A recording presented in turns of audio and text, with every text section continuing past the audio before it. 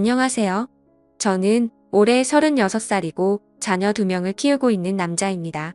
처음 제 아내를 만나게 된 건 제가 29살 때입니다. 재수를 하는 바람에 늦게 대학교를 졸업을 했고 저는 생애 첫 회사를 다니고 있었습니다. 그때 당시 아내는 회사에서 비품과 영수증 관리를 도맡아 하던 계약직 사원이었죠. 그런데 어느 날부터인가 아내는 저에게 자꾸만 마실 거를 건네주는가 하며 퇴근하면 자신이 맛있는 걸 사주겠다고 말을 걸었었죠. 하지만 그때 당시 저는 만나고 있는 여자친구가 있어서 정중하게 거절을 했죠. 그렇게 시간은 빠르게 지나가던 어느 날이었습니다. 여자친구의 생일이 하루 앞으로 다가왔고 저는 몰래 이벤트를 준비하려고 여자친구의 원룸 자취방으로 찾아갔습니다. 그날은 여자친구가 친구들과 생일 파티를 하고 들어온다고 했기에 아무런 생각도 없이 비밀번호를 누르고 들어갔는데 여자친구는 어떤 남자와 단둘이서 바람을 피우고 있더군요. 저는 평소에 자존심이 너무 센 성격이었기에 그냥 별말 없이 준비했던 선물을 집 안으로 집어 던지고는 뒤돌아서서 나와버렸습니다. 뒤에서 여자친구의 목소리가 들렸지만 저는 돌아보지 않았습니다. 정말 서로 좋아했고 충격적인 그 상황에 힘들지 않았다면 거짓말이겠죠. 하지만 도저히 용서를 할 수 없었기에 모든 연락을 피하고 저 혼자서 그 상처를 묵묵히 견뎌내고 있었습니다. 그런데 제가 그렇게 힘든 걸 아는지 모르는지 계약직 사원이었던 아내는 제게 매일같이 호감을 표시하더라고요. 사실 저는 아내에게 관심이 없었습니다. 외모는 평범하면서도 귀여운 편에 속했지만 여자에 대해 진절머리가 났던 상태였습니다. 하지만 아무리 거절을 해도 계속해서 제게 달라붙길래 그냥 퇴근하고 술이나 한잔 하자고 말하게 되었죠. 그날 얘기를 들어보니 아내는 가정 환경이 썩 좋지가 않았습니다. 돈을 벌어서 혼자 계시는 어머님과 어린 남동생의 뒷바라지를 하고 있다더군요. 물론 저보다 어린 나이에 기특하게 열심히 사는 모습이 좋아 보였지만 그저 그런 마음일 뿐 아내에게는 전혀 마음이 가지가 않았습니다. 그렇게 퇴근 후 술을 마시는 게 몇 번이 반복되다 보니 점점 외로워져서 정신을 놓은 건지 아내와 함께 시간을 보내게 되었습니다. 사실 그 날 이후로 사귄다고 말만 하지 않았을 뿐 다른 연인들처럼 데이트도 하고 사귀는 것과 다름이 없었죠. 그렇게 몇 개월을 지내다 보니 새벽 몇에 전 여자친구에게서 연락이 오더군요. 사실 시간도 많이 지나게 되어서인지 별로 대수롭지 않게 생각을 하게 되었고 결국에는 헤어졌던 여자친구와 다시 만남을 가지기로 했었습니다. 그로 인해 퇴근 후 데이트를 하던 아내에게는 이제 서로 신경 쓰지 말고 남남처럼 그냥 지내자라고 말을 해버렸습니다. 하지만 다시 만났던 여자친구와는 며칠도 채 가지 못해서 다시 끝이 나고 말았죠. 처음에는 대수롭지 않게 생각했지만 만나면 만날수록 그때 있었던 일이 자꾸만 떠오르더군요. 더 오래 만나다가는 제게 의처증이 생겨나 버릴 것 같고 상상만 해도 견딜 수가 없어서 또 다시 헤어짐을 선택하게 됐습니다. 그러던 중 저녁 늦게 지금의 아내에게서 갑자기 연락이 왔습니다. 한참을 아무 말 없이 망설이더니 임신을 했다고 말하더라고요. 사실 그때 그 이야기를 들었을 때는 많은 생각이 들었죠. 정말 임신을 한 게 맞는 건가? 나를 붙잡으려고 지어낸 이야기가 아닐까라고 생각도 했고 별의별 생각이 다 들었습니다. 저는 다시 한번 확실하냐고 물었더니 확실하다고 하더라고요. 솔직히 그때 당시 아내에게는 정말 몹쓸 짓을 많이 했습니다. 물론 어린 나이는 아니었지만 갑작스러운 상황에 어떻게 이걸 해결해야 할지 몰라 저는 무작정 아내를 무시하기 시작했습니다. 정말 지금 생각해봐도 제가 너무 무책임하기 짝이 없었습니다. 매일같이 울고 불며 이야기를 했지만 저는 끝끝내 아무 말도 하지 않고 모르쇠로 일관했었으니까요. 그리고 눈물만 뚝뚝 흘리는 어린 아내에게 따뜻한 말 한마디도 한 적이 없었습니다. 그렇게 시간은 지나갔고 아내는 마침 계약직 날짜가 종료되어서 회사에 더 이상 나오지 않게 되었습니다. 솔직히 그때는 저도 모르게 안도감이 먼저 들더군요. 이제는 가시방석에 앉아 있을 필요도 없겠구나 하면서 말이죠. 정말 지금 생각해도 저는 천하의 나쁜 놈이었습니다. 아무튼 그날이 있고 나서는 멘탈이 제대로 잡혀지지가 않았죠. 그러다 어느 날 친형과 술을 먹게 되었습니다. 이런저런 이야기를 나누다 결국 지금까지 있었던 모든 이야기를 털어놓게 되었습니다. 당연히 친형은 제게 욕부터 하더라고요. 결국에는 부모님 귀에까지 들어가게 되었습니다. 집에서는 난리가 났었죠. 아버지께서는 남의 자식 망쳐놓고 뭐 좋은 일 있다고 매일같이 술이나 마시고 다니냐고 엄청 화가 나셨습니다. 어머니와 친형까지 저의 행동에 엄청나게 비난을 했었고 부모님께서는 집에 한번 데리고 오라고 하셨고 저는 또 모르쇠로 일관했습니다. 하지만 어느 날 형은 제 휴대폰 연락처를 뒤지게 되었고 아내의 연락처를 알아내어서 저를 제외한 가족들이 아내를 만나게 되었습니다. 그러고는 며칠 뒤에 저는 모르게 아내를 집으로 부르셨습니다. 저는 당연히 아무 생각 없이 친구들과 술을 마시고 늦게 집으로 들어갔는데 제 아내가 집에 와 있어서 정말 얼마나 깜짝 놀랐는지 모릅니다. 일단 어쩔 수 없이 저는 아내와 나란히 부모님 앞에 앉게 되었고 부모님께서는 앞으로 어떻게 할 거냐고 화를 내셨습니다. 저는 그냥 술김에 짜증도 나고 이 상황을 빨리 벗어나고 싶은 마음이 컸습니다. 그래서 홧김에 저는 그냥 결혼할 테니까 더 이상 좀 그만하라고 앞으로 이 문제로 왈가불가 하지 말아달라고 말했습니다. 솔직히 홧김에 그런 말을 하긴 했지만 당연히 그때 당시 저는 이 말을 한다고 해서 정말 결혼할 생각은 없었습니다.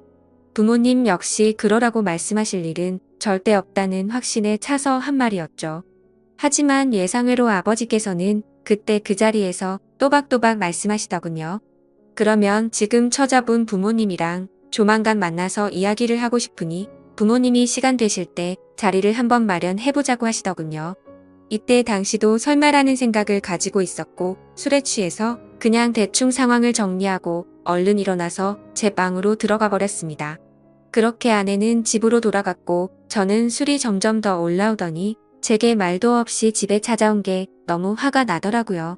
그래서 새벽 늦은 시간에 전화를 걸었습니다. 차마 입에 담을 수 없는 욕이랑 욕을 다 하면서 막말을 엄청 쏟아냈습니다. 아내는 저희 부모님이 비밀로 하라고 해서 미리 말 못했다며 그저 미안하다고 울기만 하더라고요. 아무튼 그날 이후로는 부모님과도 말을 하지 않았습니다. 그러자 부모님께서도 저를 없는 사람 취급하시더군요. 그러다가 며칠이 지나서 친형이 제게 얘기 좀 하자고 부르더군요.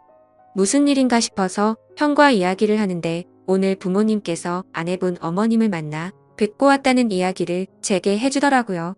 오늘 가보니 그쪽 상황이 많이 힘든 걸 알게 되었답니다. 얘기를 해보니 아내가 벌던 돈들은 전부 처가댁의 장모님과 처남의 생활비로 다 들어갔었고 지금까지 아내가 모아놓은 돈도 없다고 말하더군요. 그쪽이 형편이 좋지 않아서 당장 혼수조차 부담하기가 힘든 상황이라며 제게 어떻게 하려고 이런 일을 벌인 거냐고 묻더라고요. 저는 그 말을 듣고 속으로 만세를 불렀습니다. 이제 부모님께서도 이 결혼을 포기하시겠구나라는 생각이 들었던 거죠. 그리고 그때 당시에 저도 취직을 한 지 얼마 되지 않았었기에 모아둔 돈이라고는 고작 1,000만 원가량 밖에 없었거든요. 하지만 보수적인 성격이었던 저희 부모님은 고집을 꺾지 않으셨습니다. 결혼식이야 가족끼리 조촐하게 치르면 되는 거고 집 문제야 본가에서 같이 살면 다 해결되는 문제니 뭐가 문제냐며 제 기대를 꺾어버리셨습니다. 결국 순식간에 결혼 날짜를 잡게 되었고 일정대로 척척 진행이 되더군요. 저는 그때부터 너무 당황했고 속이 타들어갔습니다. 그렇게 좋아하지도 않았던 여자랑 결혼을 해서 평생을 함께할 생각에 암담하더군요. 그리고 부모님의 고집만 내세우니까 점점 화가 나서 크게 대들기도 했습니다. 제 앞으로의 인생이 달린 문제인데 왜 이렇게 무책임하게 진행하냐고 화를 냈죠. 그러자 부모님은 네가 저지른 문제는 성인이 된 네가 책임지는 게 맞는 거고 네가 결혼한다고 하지 않았냐고 되묻자 저는 할 말이 없어졌습니다. 그냥 그때 당시에는 모두가 저를 망치게 만들려고 하는 것만 같아서 사소한 거 하나하나 다 마음에 들지 않았고 고슴도치처럼 모든 게 날이 서서 삐뚤게 느껴졌습니다. 아내에게도 못된 말을 계속했습니다. 이따위로 억지로 결혼한다고 달라질 것 같냐며 나를 만나봤자 돈도 없어서 아무것도 못 해줄 거고 시집살이가 그렇게 호락호락할 것 같냐고 말했습니다. 그리고는 정말 너한테 잘해줄 자신이 없으니까 고집 피우지 말라고 했죠. 하지만 제가 그런 말을 할 때마다 자신이 더 잘하겠다며 말하는데 너무 답답하고 그 상황이 싫었습니다. 심지어 친한 친구놈들 몇몇과도 술을 먹다가 이 이야기가 나오면 친구들은 온갖 욕을 제게 했죠. 그래서 점점 이 일로부터 자유로워지고 싶다는 생각이 들기 시작했고, 결국 제 책임을 통감하고 모든 사람의 뜻대로 그냥 결혼을 하기로 마음을 먹었습니다. 하지만 너무 삐뚤어져 있었던 저는 그렇게 마음을 먹고도 막말을 입에 달고 살았죠. 부모님께는 잘 살 자신이 없으니 행복한 결혼 생활을 할 거라는 기대는 하지도 말라고 했고, 아내에게도 늘 차갑게 몹쓸 말들을 많이 했습니다. 그리고 결국에는 결혼을 하게 되었습니다. 정말 좋아서 한 결혼도 아니었으니 신혼생활은 말할 것도 없었습니다. 신혼여행은 해외여행은 커녕 국내에 있는 흔한 여행지로 갔습니다. 심지어 그곳에 가서도 아내는 내팽겨쳐두고 혼자서 이곳 저곳 돌아다녔고 거의 말도 하지 않았습니다. 그리고 나서 일상생활을 하면서도 퇴근하고 집에 들어오면 게임을 하거나 TV를 보면서 지낼 뿐 아내와는 일상적인 대화는 나누지도 않았습니다. 그리고 주말이나 노는 날에는 저는 항상 밖에서 친구들과 놀고 술을 먹다가 들어오고는 했죠. 평범한 부부들은 아내가 아기를 가졌을 때 극진히 대접받는다고, 하지만 저희 부부는 그렇지 못했기에 제 아내는 그런 대접은 전혀 받지 못했습니다. 오히려 제 눈치를 보느라 뭘 먹고 싶다라는 이야기조차 단 한 번도 한 적이 없었죠. 그렇게 아내는 제게 불평이나 불만을 전혀 말하지 않았습니다. 그냥 묵묵히 혼자서 어머니와 집안일을 했죠. 하지만 저도 사람인지라 마음이 안 좋을 때도 있었지만 자존심이 쓸데없이 너무 강한 나머지 그러게 내 말 듣지라는 생각으로 그냥 그러려니 하고 넘어갔습니다. 그러다 어느 날 새벽에 예정보다 진통이 일찍 와서 정신없이 산부인과로 향했습니다. 그런데 남들과 달리 하루가 꼬박 넘어가게도 출산이 되지 않아서 슬슬 걱정이 되었지만 결국에는 고생 끝에 어렵게 출산을 하게 되었습니다. 출산 후 지쳐 누워있는 아내를 보고 있는데 저도 모르게 갑자기 울컥해서 눈물이 나더군요. 힘없이 늘어져 있는 모습에 뭔가 모를 마음이 들었죠. 하지만 쓸데없는 자존심에 그 눈물조차 보이기 싫어서 그냥 문 밖으로 나가버렸습니다. 그날 장모님과 처남이 아내의 손을 꼭 잡고 있을 때도 저는 아내의 손을 잡기조차 겁이 나더라고요. 제가 무슨 자격이 있어서 그 손을 잡을 수 있을지. 그냥 무심한 척 수고했다는 말 한마디를 남기고는 그렇게 나왔습니다. 그날 이후로는 제 아내에게 미안한 마음이 많이 생겨났습니다. 언제나처럼 무뚝뚝하게 아내를 대했지만 마음은 그렇지 않았죠. 예전과 달리 미안한 마음이 생겨났었고 그동안 미안했다는 말 한마디를 하고 싶었습니다. 그렇지만 왠지 모를 쓸데없는 생각에 아무런 말도 하지 못했던 거죠. 그러다 어느 날 제 어머니께서 간이 좋지 않으셔서 계속 정기 검진을 받고 계셨는데 결국에는 이게 점점 상황이 악화되었습니다. 병원에 입원하셨을 때 친형과 어머니 그리고 아내가 번갈아 가면서 병실을 지켰습니다. 전 휴일에만 병실을 지켰고요. 자녀를 낳아서 키우고 계신 분들은 아마 아실 겁니다. 새벽이고 낮이고 아이가 잠도 안 들고 울고 할 때마다 아내는 잠이 들지 못했습니다. 그렇다고 제가 애를 봐주고 하지도 않았으니까요. 그렇게 잠도 제대로 못 자고 병실에서 간호를 했으니 그 피곤함은 말로 표현할 수가 없을 거란 거 잘 알고 있었습니다. 그런데 그때조차도 따뜻한 말 한마디 하지 않았습니다. 병실에 있던 다른 분들조차 며느리가 진짜 효녀라며 저한테 장가 잘 갔다는 칭찬을 할 때도 아무런 말도 하지 못했습니다. 입이 두 개라도 할 말이 없는 건 당연했던 거죠. 다행히 수술은 잘 되었고 어머니께서 퇴원하시기 전까지 아내는 그렇게 육아와 병간호를 했습니다. 어머니가 몸이 괜찮아지시고 집에 오셨을 때 부모님께서 물려받은 땅을 팔았다며 1억 5천만 원을 주셨습니다. 근처 전세라도 얻어서 이제 분가하라고 하시더라고요. 아내는 한사코 괜찮다고 말하는데 저는 그러자고 했습니다. 사실 이때 그러자고 말을 한 건 아내에게 미안한 마음이 너무 커서였습니다. 아무래도 시부모님이랑 같이 사는 것보다는 그래도 무뚝뚝한 남편일지라도 아들과 셋이서 사는 게 나을 거라고 생각했죠. 부모님은 당연히 그렇게 하라고 하셨고 아파트로 전세를 하나 구해서 분가를 했습니다. 거의 말도 안 하고 했지만 간간히 아이도 같이 봐주고 이사하고 처음으로 레스토랑을 갔는데 맛있다고 웃으며 말하는 아내를 보면서 이때부터 정말 마음이 울컥해서 눈물이 날 뻔했죠. 그래서 그날 이후로 저는 변하겠다고 다짐을 했습니다. 연애도 저와 제대로 해보지도 못하고 아이를 가졌을 때도 대접 한번 제대로 해주지 못했던 생각이 났습니다. 그리고 시집살이와 시부모 병간호까지 해왔는데 이제 와서 돌이켜 생각해보니 그 흔한 레스토랑 한 번을 같이 와보지를 못했더라고요. 미안하고 너무 미안했습니다. 비록 무뚝뚝하게 말하고는 했지만 이때부터는 그래도 나름대로 다정하게 대했습니다. 그러다가 장모님께서도 평생 겪고 계신 질환으로 많이 아프시기도 했고 처남도 중학생이라서 아내는 간간히 처가에 들려서 집안일을 돕고 집에 들어오고는 했습니다. 나중에 알게 된 사실이지만 장모님께서는 류마티스 관절염을 손가락 마디마디에 걸리셨습니다. 이게 집안일을 하거나 할 때 끔찍할 정도로 아프다고 하더라고요. 하루는 그런 아내가 너무 안쓰러웠고 장모님과 처남까지 마음에 많이 걸렸습니다. 그래서 저는 아내에게 말했습니다. 그냥 장모님이랑 처남 다 같이 여기서 지내자고 말했죠. 진심으로 한 말이었습니다. 그랬더니 아내가 이러더군요. 미안해요. 앞으로는 자주 안 갈게요. 미안해요. 저렇게 말을 하더라고요. 아내의 저 말 뜻이 어떤 걸 의미하는지 다들 아실 거예요.